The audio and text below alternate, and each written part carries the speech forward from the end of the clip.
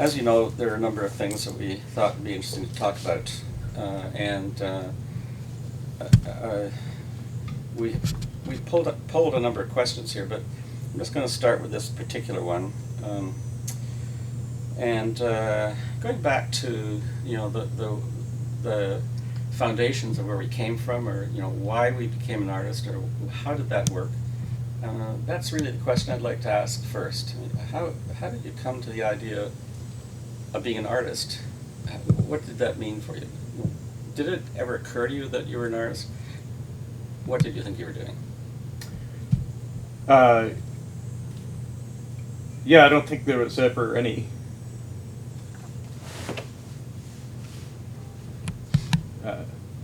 I think there was birth, and then there was art. I didn't have anyone saying that it was the wrong thing to do. So I think... So you did? I did it, yeah. I certainly liked doing things that weren't about school, weren't about work, weren't even necessarily about things that anyone was going to understand. So those activities, and that were private, I think. So I think those activities were always the favorite activity. Yeah, any chance to be holed up somewhere, usually in your room, Mm-hmm. at a young age, Mm-hmm. or in a base, or a room that wasn't used by anyone. Mm-hmm.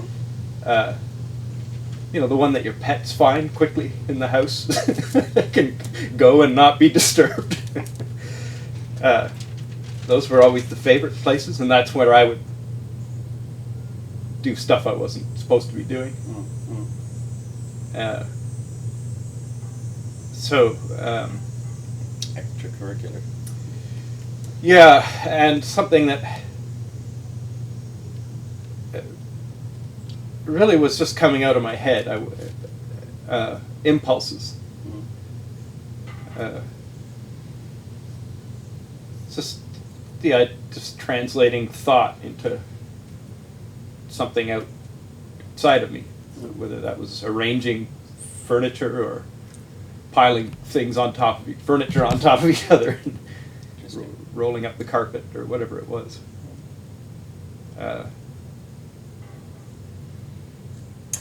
That impulse just never got interrupted, and I can't locate a beginning point, and there was never a break either. I was watching a small kid the other day take a pile of trays. This was in Tim Hortons. There were two piles of trays. He was about 5. And he was taking the trays from one pile and putting them on the other pile. And he was ecstatic when he'd gone from the one pile and made just one pile. I thought, that's where things kind of start, isn't it? Just discover it. Yeah, in fact, I was watching Kubrick's 2001 Space Odyssey last night, in fact. And of course, this moment where the ape, the actor playing the ape, Yeah. very convincingly, it's the moment, I guess we could say the aha of tool use. And it's just the ape crouched ape situated atop these bones. And it begins just with maybe a hand brushing one of the bones, and the bones moving a little bit. And that graduates to a gesture of actually tipping the bone to flip it, and then actually grasping the bone and hitting other bones. Mm-hmm. And of course, this becomes the tool, and the realization that it can be used to bash in the skull of another ape in order to have drinking rights at the water well. And that in turn leads to the bone twirling in the air, leading to the greatest cut shot in cinematic history, where it turns into a rotating space station. The ultimate tool. Right. progression. So play. Well, anyway, while I was watching that scene, it was about the distractedness of play leading to a realization about something. And I like that a lot in the sense of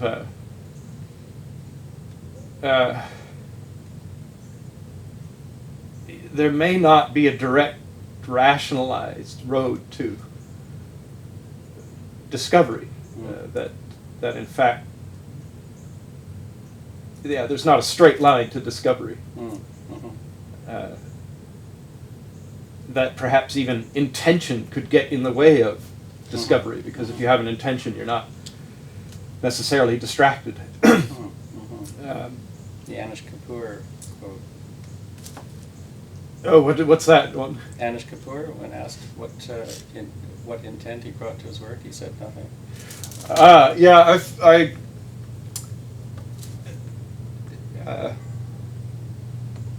I've always said intention is irrelevant, in the sense that you need it to start something, but that often it becomes the least relevant thing, because something gets discovered along the way. But intention seems to be a great instigator, perhaps, but that something else hopefully will take over. That's actually more interesting, more important, because why? Because it's that interaction with the world that becomes critical. Because I think it's that bumping into the world part, where your intention bumps into the world, and then has caused something to happen, and that what has happened becomes what really should be looked at. And there's something about connecting to other people looking at the work you're doing, for instance, that I think they're looking at what happened. You know, and so I want to stay focused on what happened as opposed to what I intended. Right. And that makes the world, and being in the studio, doing things in the studio, doing things in the world, to the world, with the world, makes that relevant, as opposed to just what's in my head. And that bumping into things is sort of what seems critical to me. And on a slight side note to that, I was listening to a discussion about random and pseudo-random. And try to make this short, but something that's pseudo-random could be, say, generated by a numbers table, but would eventually yield a repeating pattern. Whereas something that's truly random would never have a repeating pattern. And then the challenge for, say, mathematicians is to, how do you get to something that's truly random? And the answer consistently has been you have to sample the real world to get something truly random. And one of the ways that they would do it is by measuring the frequencies of crystals, for instance. To get some really truly random number. So I really like this, really attracted to this idea, again, of you have to bump into the world to kind of have something that actually happened. And there was some kind of telemetry for me in this idea of random and pseudo-random, that the world actually has to be sampled to actually come up with something original, in a way. Like if you want to use truly random and original together, as maybe that's what's attractive. Well, that's interesting, because it puts me in mind of that famous point that Roland Barthes made, which is that the reader writes the text, which would seem also to seem the death of the author, and that has tended to be seen as an erosion of the validity or authority of the work of art in terms of the audience's own position overriding it. But when I hear you speak to this, I'm interested by a different take that would seem to be possible here that you're outlining, which is that the work of art, what an artist does, is actually to produce something that somebody else is going to make something of, and it's the external pressure or force on what the artist does that actually makes the work a work of art, because before that it can be seen as purely an intentional structure. Well, yeah, I suspect it's a bit of both, right? Right. But I certainly, under the reader writes the text,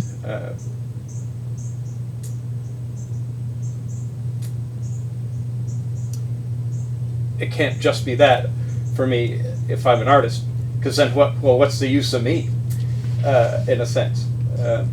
And I felt very much that, or maybe hoped very much that I had some hand in it. Of course, and maybe it's that bone that you throw out, somebody grabs it. Well, I think And that that's becomes something too- more to the point. Yeah, like it Maybe you're up. Like, it seems to me that people are contributing Mhm. to the direction that things go in, to the way things get. They're shaping things. Mhm. They're shaping things, and whether or not another person, a reader, of that gets it exactly is maybe irrelevant. Mhm. But that there is something to get. There's Mhm. something affecting it. You Mhm. could even call it just a tincture. Mhm. That seems to me to be going on. Mhm. That seems to me is what I'm guessing is what we sense in other artists' work, but maybe more than guessing, because if I make a work, I'm looking for some feedback when it gets viewed. I'm looking for some feedback that my encounters in the studio have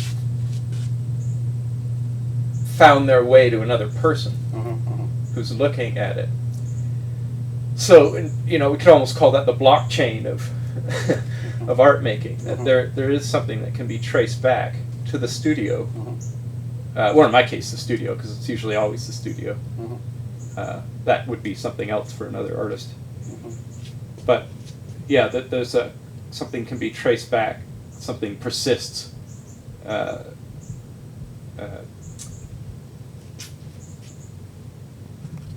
From that initial bump. Mhm. Mhm. Mhm.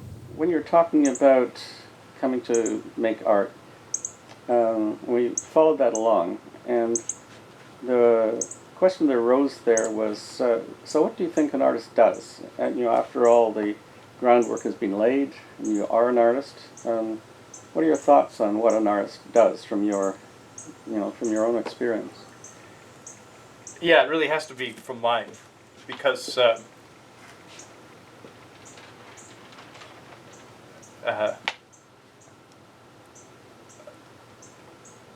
it gets depressing if you try to be the art police to say what art should be. Right. That just gets too tiring. So it certainly isn't it's never a prescription Mhm. for what art should be, but rather my own focus and what Mhm. I need out of it, Mhm. or how it needs me. That's an interesting way to say it. So I do think a lot about that. Mhm. A simple example would be, if I'm going to ask people to go come out of their homes, their warm homes, across the city into a space to see a work, and vice versa. If I'm going to leave my warm home to go across the city to see someone else's work, maybe there ought to be a reason for that.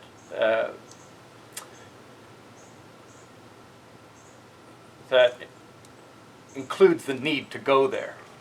So, in other words, am I going to encounter something in that space that I can't encounter at home looking on a screen, for example.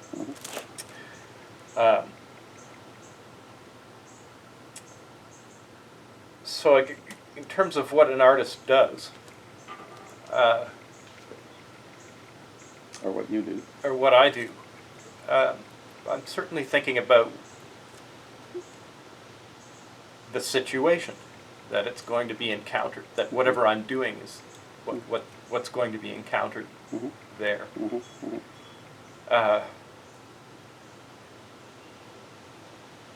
So that's part of it. And another part more recently for me, well, not so recent, is if I go to see art, but instead I'm seeing architecture. I don't like that. If I go to see art and instead I'm seeing politics, I don't necessarily like that. I want something that's an art experience. I'm not necessarily thrilled by the idea of other disciplines occupying the gallery. Because I always think, well, what the hell's wrong with architecture? That it needs to be here. I mean, architecture's a serious activity. And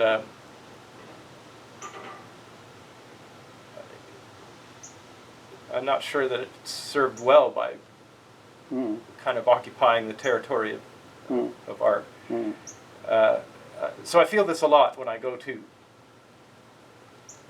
shows where where I think it's being framed as it's exciting that another discipline is being presented as art. I don't find it exciting. Right. I find it the opposite, because I am looking for something that's art. I'm not looking for something that's architecture, or performance, or math, or dentistry, or whatever it is. I'm looking for art. What that is gets harder to define. I mean,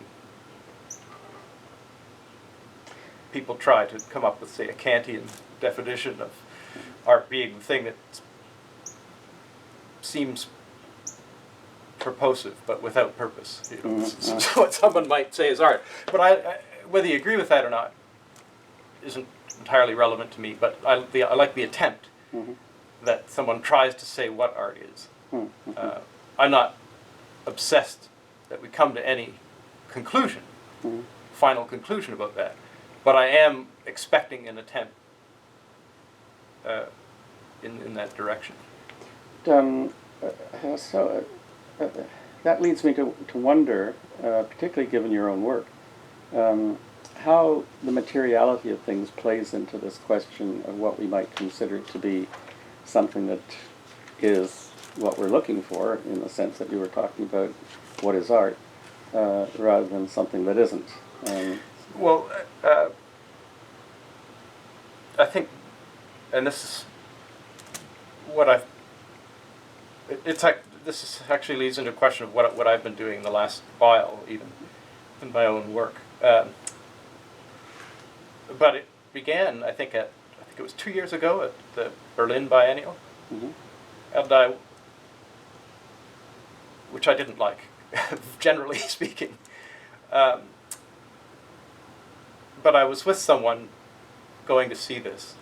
I remember one piece in particular, which was a fountain, which meant a kind of metal that had been fashioned into a bowl, had shooting water coming out of it. And I didn't get anything out of it looking at it. But I turned around and there was a didactic panel on the wall, which I think went from about here to the floor with text. And it was making the assertion that this metal had come from mines that, it was something to do with injustice and politics and so forth, and that this metal came from these mines. And I didn't think that that was enough to make it artwork. It almost seemed like, well, I don't know what it was exactly. but it didn't seem to be art to me. It just seemed to be a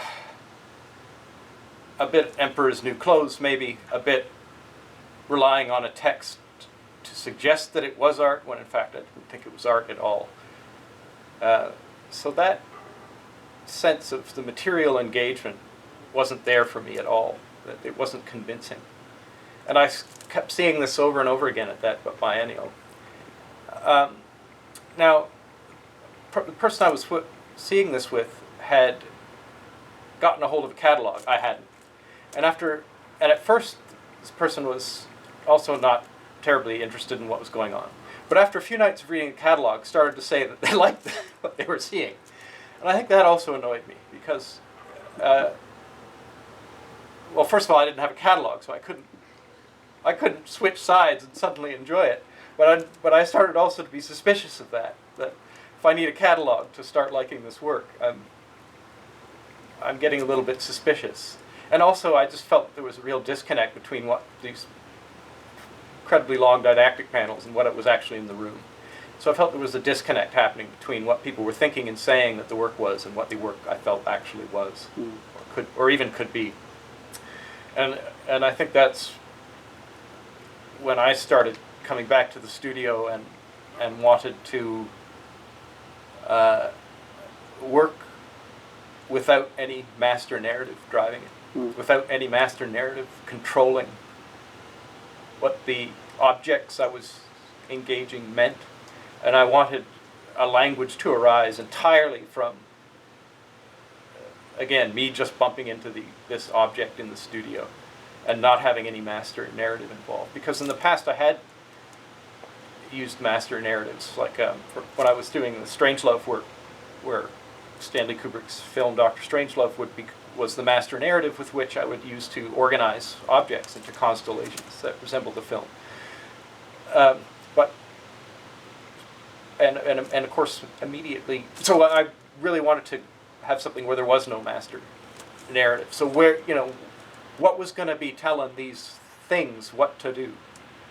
I was becoming more interested in them only speaking about themselves. Like all they had to work with was, it's like the object locked alone in a room, it itself has to function and start making a world for itself out of its own parts. Yeah. So that leads me to something that Yan Lau was talking about in his text on me, which really struck me, where he enlarges on the concept of the amateur. Yeah. The amateur locked in their own room, as it were. The outsider, who in some respects is also inside, but more fundamentally outside.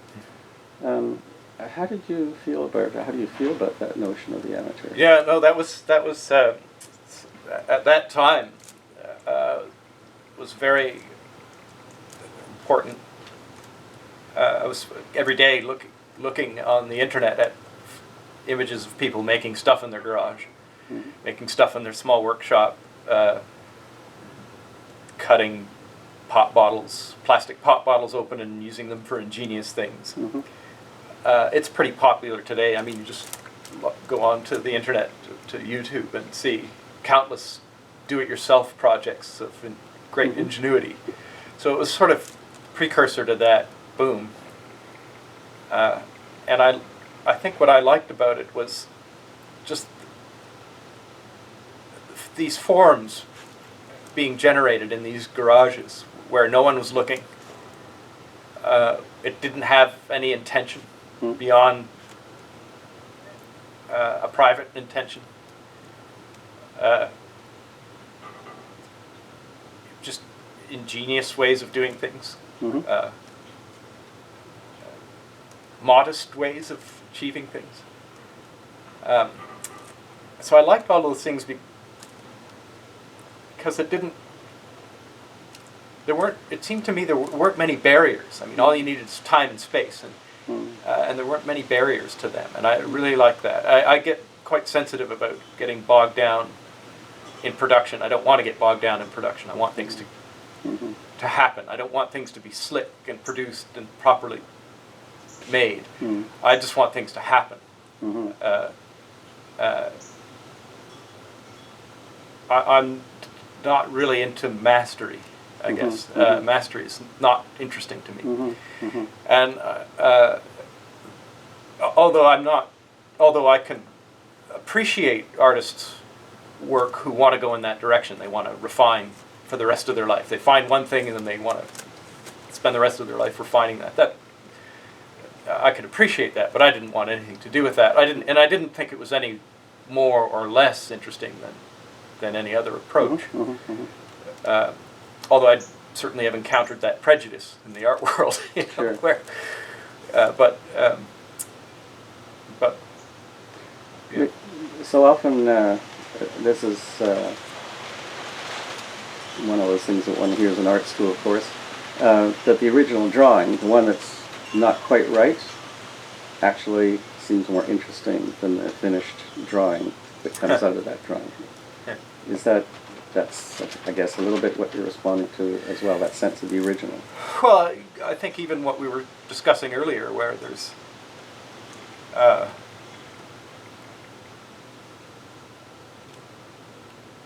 intention can get in the way of what's actually beautiful or interesting or compelling. In fact, the idea that could kill it. Yeah. So I mean, I think that's just what you try to be sensitive to, part by part, move by move in the studio, is whether something needs to be taken further or not. When you were in Berlin, it was the Gespräch, the conversation, that really dominated the idea of looking at art and making art and so on and so forth. You want to talk to that and the dimension that it meant for you?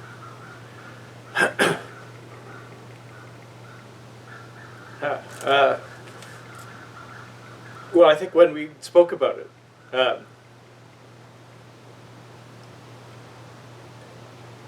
you had phrased it a certain way. You framed it a certain way, and it was something about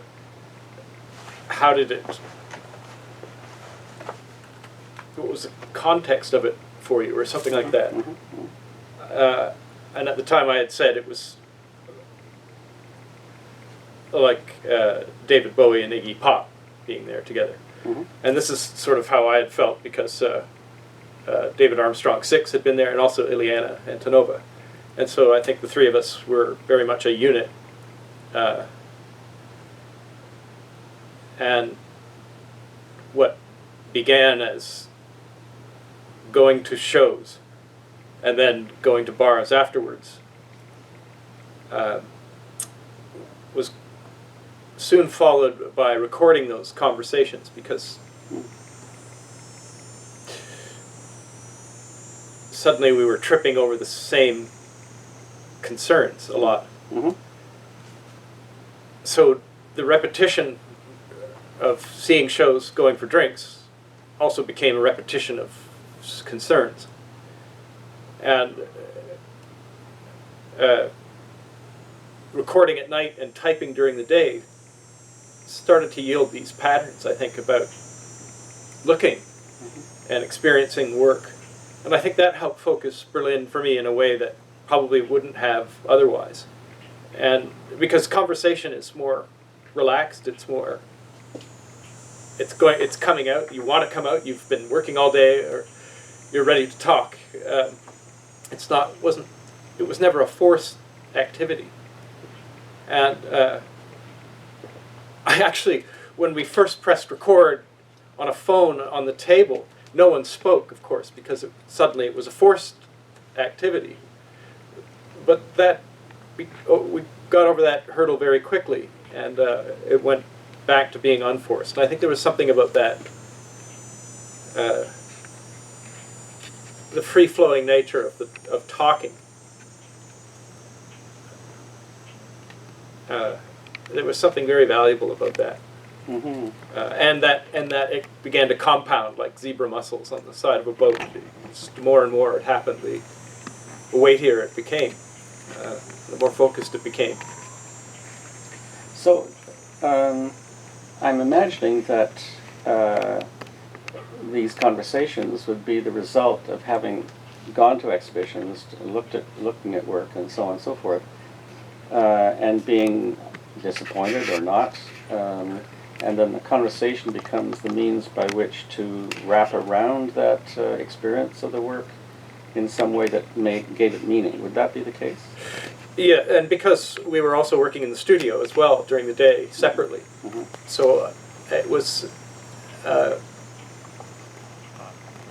tying. The conversation would eventually tie in around our own concerns about what we were doing.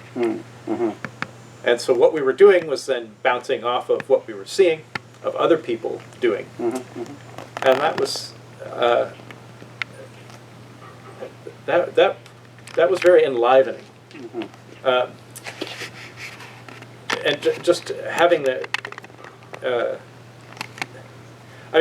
some of the meetings, one meeting in particular was where David and I met, and we didn't say a word for an hour and just smoked, and then kind of left each other in disgust. and this was possibly one of the most productive meetings, because though nothing was said, there was a kind of sense about something that we both felt very strongly. So there's something I guess you call it, that when you're meeting in person about these things, there's something getting expressed. It could possibly even just on a pheromone level or other levels, body language and so forth. So that seemed quite critical. That gauging each other throughout the time that we were there, just gauging each other's kind of reaction to things, I think was it made things sharper. I think it forces more out of you, I think. I suggested earlier that there was some kind of relationship to Sam Beckett there. How do you feel about Sam Beckett? Yeah. Yeah. Well, I think we had spoken that, mentioning Frank Stella's work, and it was because I had watched the interview of Painter's Painting Again, where Frank Stella's response to why he was painting what he was painting, saying that he was trying to put as little content in them as possible, trying to make paintings where it was not possible to talk about them, devoid of content, in a sense. And this was a kind of reaction against, I think, what they felt were academicized views of, boring academicized or stale academicized views of art. And that he wanted to make a painting that was where it was not possible to speak about it. So instead, you're left with whatever's there, and this being the Beckett, I guess, your Beckett attachment.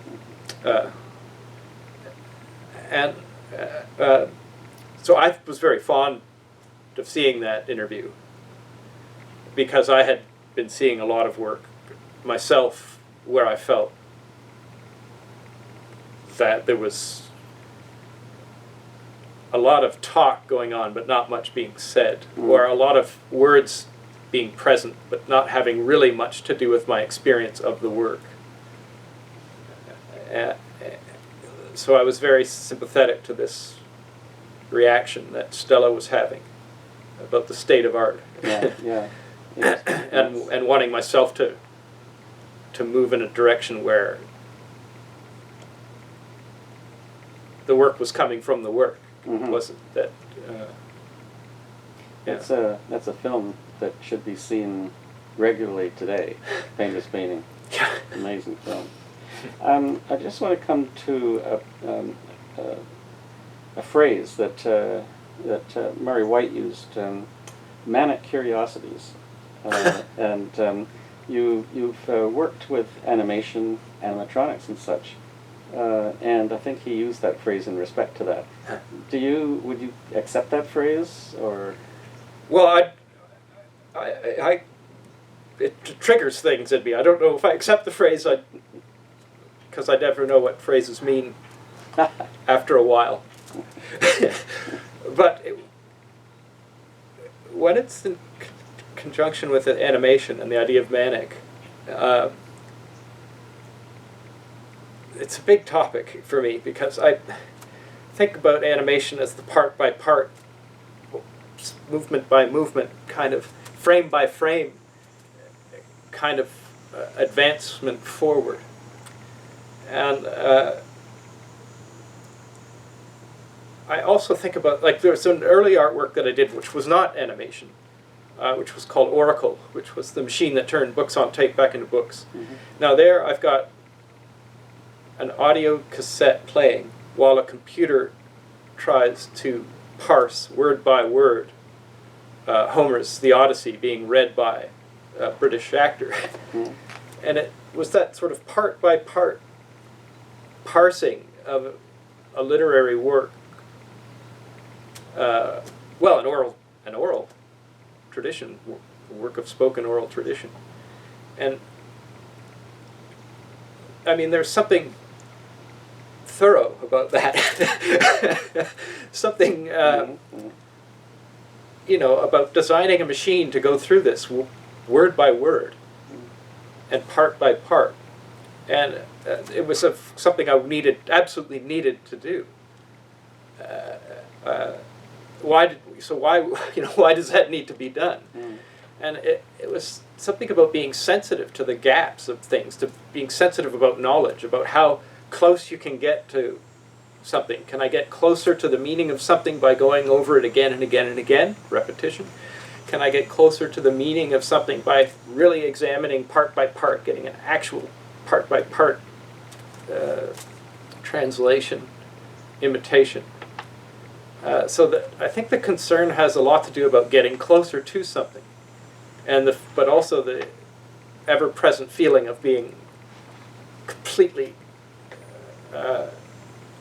set apart from things, about being so far away from the meaning of it, about just the existential position in the world of being separated from the world. Mm-hmm.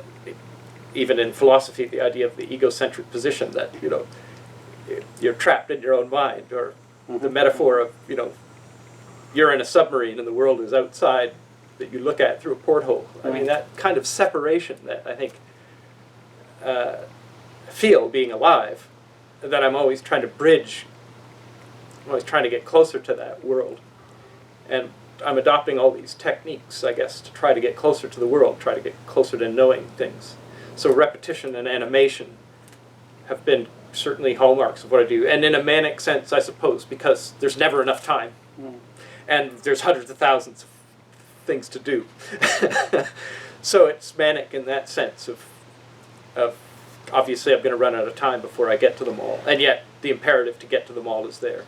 So. Which raises that Hickey quotation that you just employed, the question of the long-distance runner. Where are the long-distance runners? Yeah. Which, of course, is about time and dedication. Is that sort of how you...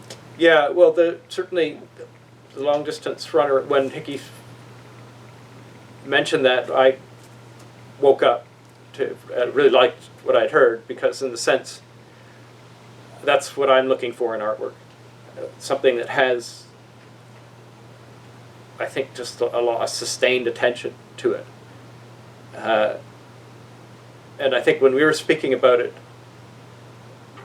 it was thinking about artworks that take a long period of time to make or to realize, in some sense, that a lot of your own disposition is pouring into it day after day, and that isn't a consistent disposition.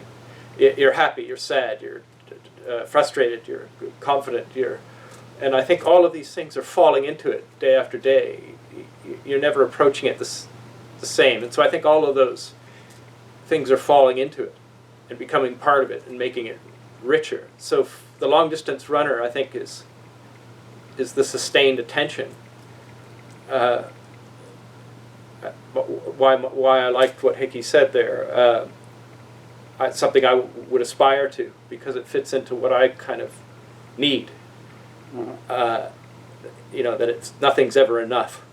And so the long distance runner or the sustained attempt to me is certainly what I'm after, what I need. And even recently having come in contact once again with Henry David Thoreau and the idea that truth can come out of sustained attention.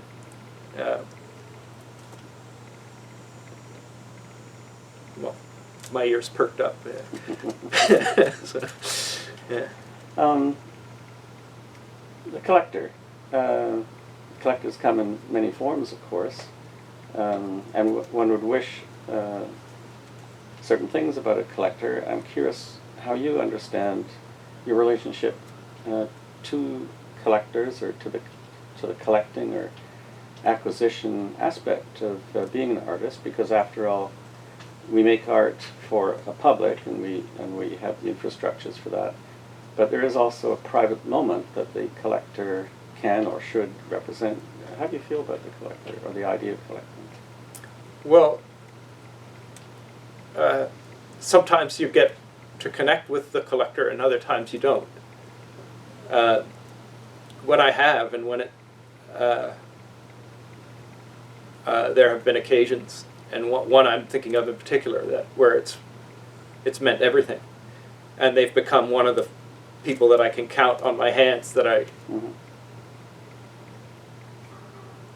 where there's meaningful discussion going on. But I think that's probably rare.